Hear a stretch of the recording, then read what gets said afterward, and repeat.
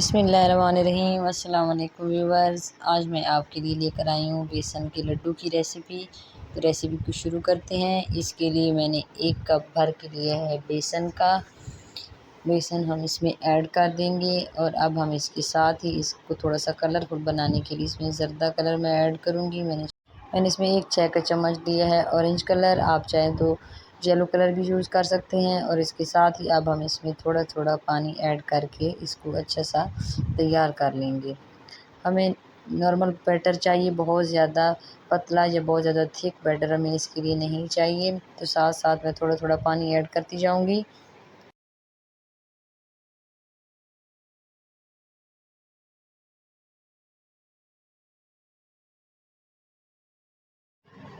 تو ویورز آپ دیکھ سکتے ہیں کہ ہمارا بیٹر بہت ہی اچھے سے ریڈی ہو رہا ہے۔ آپ نے اس کو مسلسل ہلاتے رہنا ہے تاکہ اس میں کوئی بھی لمپ نہ رہیں، اور بہت اچھے سے ہمارا سموتھ سا بیٹر ریڈی ہو جائے۔ تو تقریباً یہ ریڈی ہو چکا ہے، اور اس میں آدھا کپ کے برابر پانی گیا ہے۔ اب ہم اس کو فرائی کرنے کا پروسیس شروع کرتے ہیں۔ تو اس کے لیے میں نے کڑھائی لی ہے، اور آپ نے اس طرح کی ایک چھلنی لینی ہے جس میں تھوڑے سے بڑے سوراخ ہوں، جس میں سے یہ بآسانی سے ہمارا بیٹر ہے وہ گزر جائے۔ تو فرائی کرنے کے لیے میں نے حسب ضرورت آئل کڑھائی میں ڈال دیا ہے، اور اب ہم اس کو فرائی کریں گے۔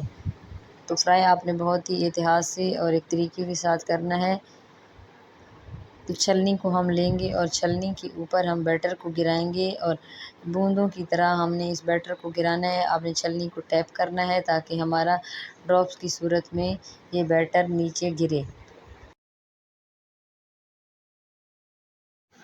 میں نے اس کے لیے آئل کو بہت زیادہ گرم نہیں کیا، کیونکہ جب ہم اس میں یہ بیٹر ایڈ کریں گے تو یہ ایک دم سے جل نہ جائے۔ درمیانی آنچ پر میں نے درمیانہ آئل گرم کیا ہے، اور اب ہم ان کو درمیانی آنچ پر ہی فرائی کریں گے۔ تقریباً 2 سے 3 منٹ میں یہ آسانی سے فرائی ہو جائیں گے۔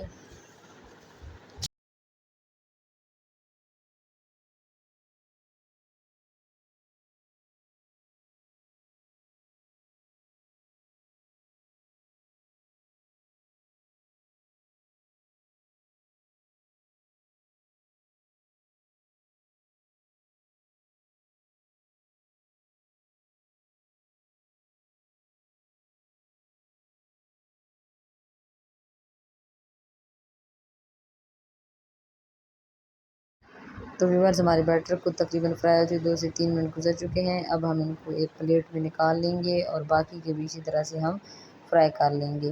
طریقہ کار آپ نے یہی استعمال کرنا ہے، چھلنی میں سے گزارنا ہے تاکہ یہ ایک ایک کر کے نیچے گرے کڑھائی میں، اور بہت ہی اچھے سے اس طرح سے فرائی ہوں گے۔ اب ہم ان کو پیس لیں گے۔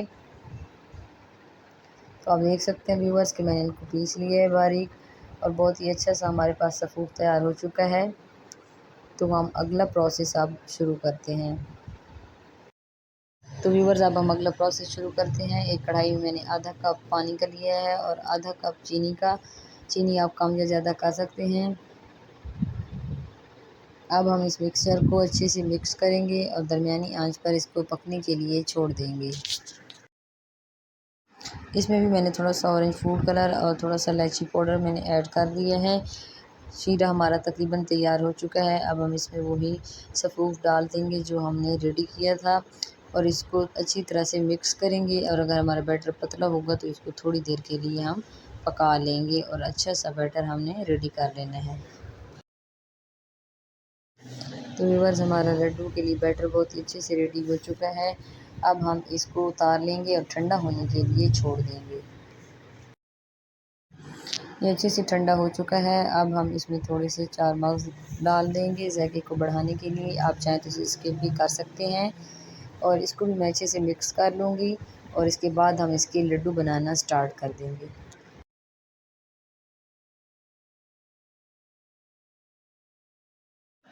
جس سائز کے آپ نے لڈو بنانے ہوں اتنا ہی آپ اٹھا لیں بیٹر، اور اس طرح سے گول گول پیڑے کی شکل میں بنا کر آپ ریڈی کر لیں۔ میں اس طرح سارے لڈو تیار کر لوں گی، اور پھر اس کی فائنل لک آپ کے ساتھ میں شیئر کرتی ہوں۔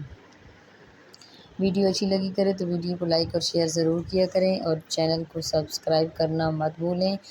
تو یہ سارے لڈو میں اسی طرح ریڈی کر لوں گی، اور میں آپ کے ساتھ اس کی فائنل لک شیئر کروں گی۔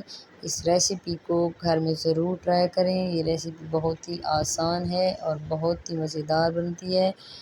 یہ ہے ہمارے بیسن کے لڈو، بہت ہی مزیدار سے تیار ہو چکے ہیں۔